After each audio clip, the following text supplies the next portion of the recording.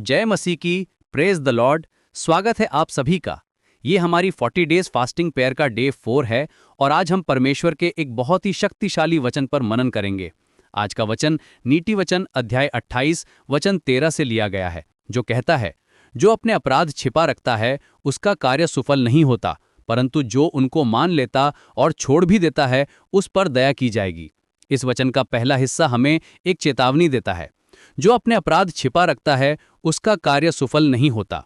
अपराध छिपाने का मतलब सिर्फ दूसरों से अपनी गलतियों को छुपाना नहीं है, बल्कि खुद से और परमेश्वर से भी उन्हें छिपाने की कोशिश करना है। हम बहाने बनाते हैं या ऐसा दिखावा करते हैं जैसे कुछ हुआ ही नहीं है।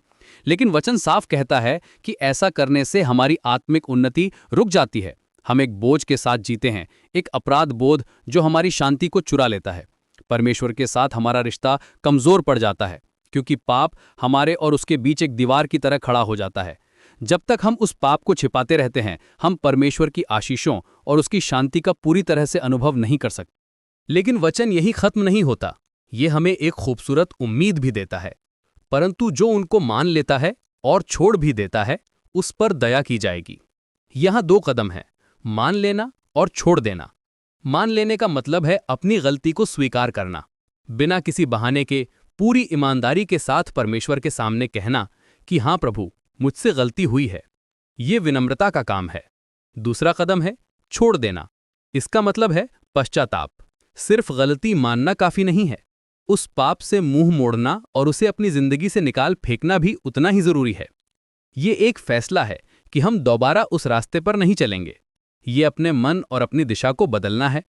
जब हम ईमानदारी से अपने पाप को मान लेते हैं और उसे छोड़ने का पक्का इरादा करते हैं, तब परमेश्वर का वायदा पूरा होता है।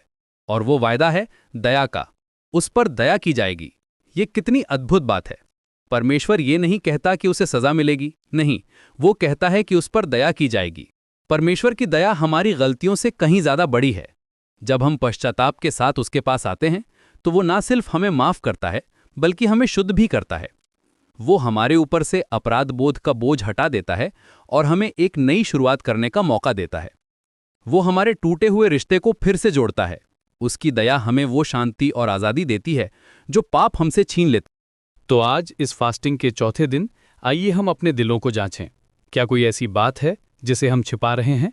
अगर है तो आज उसे परमेश्वर के सामने लाने का दिन है। उसे मान लीजिए और उसे छोड़ने का फैसला कीजिए, क्योंकि उसका वायदा सच्चा है।